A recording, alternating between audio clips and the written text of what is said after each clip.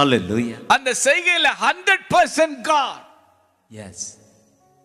நீங்க கர்த்தர் சொன்னாருங்கிறதுக்காக அவர் சொன்ன வார்த்தை மேல விசுவாசத்தை வச்சு போறீங்க பாருங்க, அந்த செயல்ல, அந்த தீர்மானத்துல, அந்த முடிவுல பரலோகம் பார்க்கிறது 100% தேவனை. ஆமென்.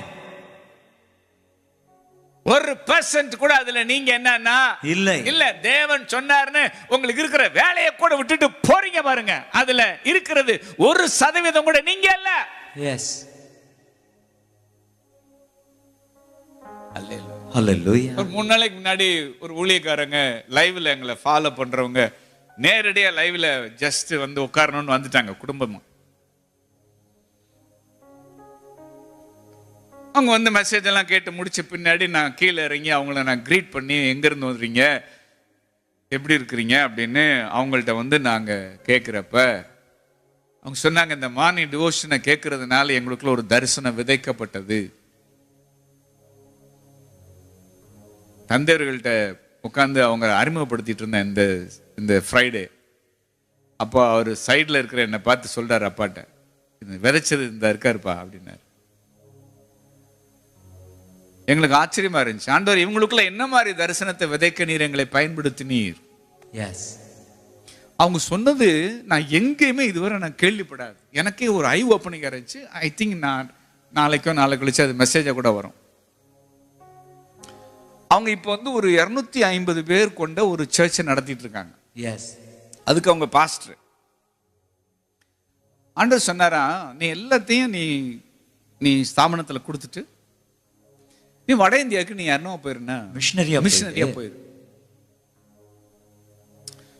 சபையெல்லாம் வந்துட்டு போகாதீங்க பாஸ்டர்ன்னு சொல்றாங்களாம், அழறாங்களாம்.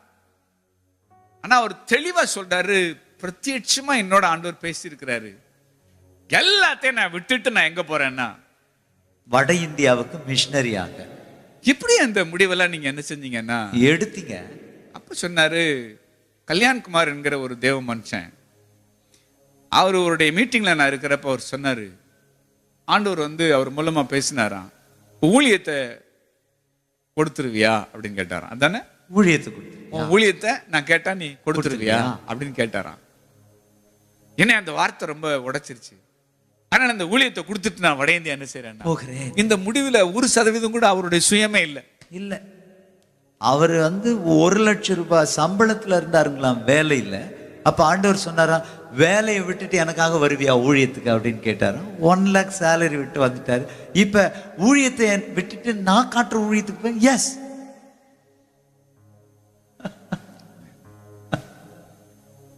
நான் உனக்கு காண்பிக்கிற தேசத்துக்கு போ. அதுல 1% கூட ஆபிரகாம் இல்ல. காலிங்னு வர்றப்ப அதுல 1% கூட நீங்க இருக்க கூடாது. எஸ். ஹalleluya. உலகம் இதை புரிஞ்சுக்கிற என்னன்னா மாட்டாது. எனக்கே புரியல, எங்களுக்கே புரியல. அப்படி ஒரு இடத்துக்கு நம்மளை கொண்டு வந்து நிறுத்தி விட்டுட்டு போடாங்கன்னா போமா, எங்களை அர்ப்பணிக்கிறோம் அப்பா. தந்தையர்கள் சொன்னாங்க, டே இது பயங்கரமான விசுவாசமா இருக்கு, நம்ம அதை செய்ய முடியுமா?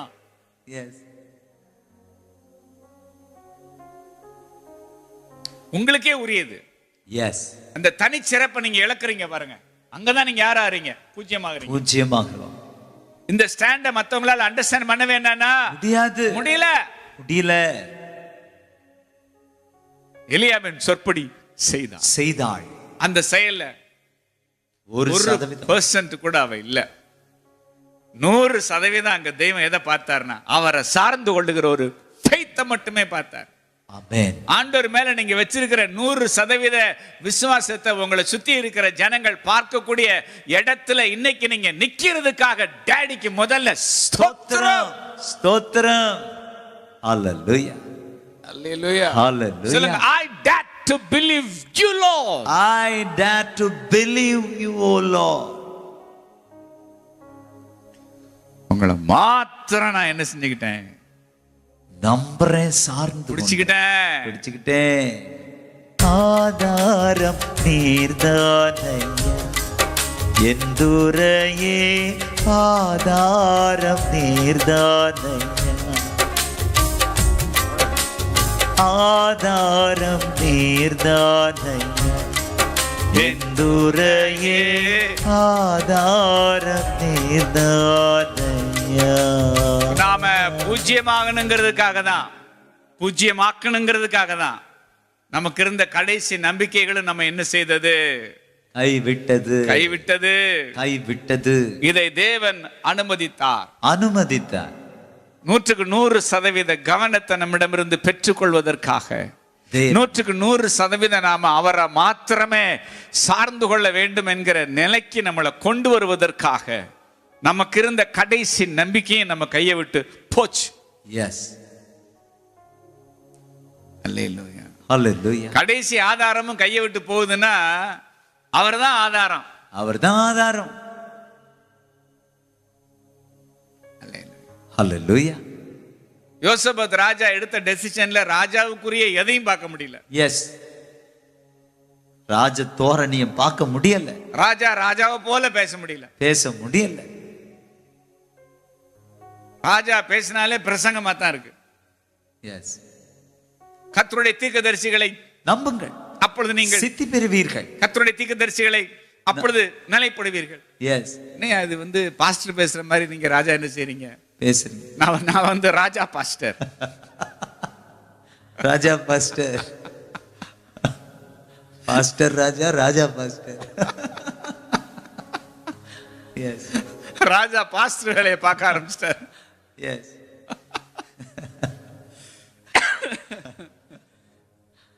இங்க ஆயுதம் அணிஞ்சவன்லாம் பின்னாடி பாட்டு பாடுறவன்லாம் முன்னாடி என்ன ராஜா மாதிரி பேசுவேன் இல்லையா? March fast, attention, right turn, left turn அப்படின்னு கட்டளை வரும்னு பார்த்தா, கமாண்ட் வரும்னு பார்த்தா நீங்க என்ன சொல்றீங்க? ஃபெய்த். ஆதாரம் நீர்தான் பாடுங்க. ஆதாரம் நீங்க தான் பாடுங்க. ஆராதனை என்ன செய்யணும்? தொடரட்டும். நீங்க எல்லாம் முன்னாடி போங்க, நாங்க எல்லாம் என்ன செய்யறோம்? பின்னாடி வர்றோம். ராஜா மாதிரி என்ன செய்யல? பேசல. 100% யாரை சார்ந்து கொள்ளுகிறார்? கர்த்தரை மாத்திரமே சார்ந்து கொள்ளுகிறார். தங்களுடைய பலத்தை சார்ந்து கொள்ள முன்வராத நபர் யாரா இருந்தாலும் சரி, அவங்க தேவனுடைய பார்வையில யாராயிட்டாங்க? பூஜ்யம் ஆயிட்டாங்க. எஸ், ஆண்டவர் சொல்ல, நான் களத்துக்கு வர்றதுக்கான பாதையை போட்டேன், வர்றேன்டா அப்படிங்கிற. ஆமென். அல்லேலூயா. ஹல்லேலூயா. நான் என்ன செய்றேன்? வர்றேன். அல்லேலூயா. ஹல்லேலூயா. இந்த இடத்துல தான் பெரிய காரியங்கள் பிறக்குது. எஸ்.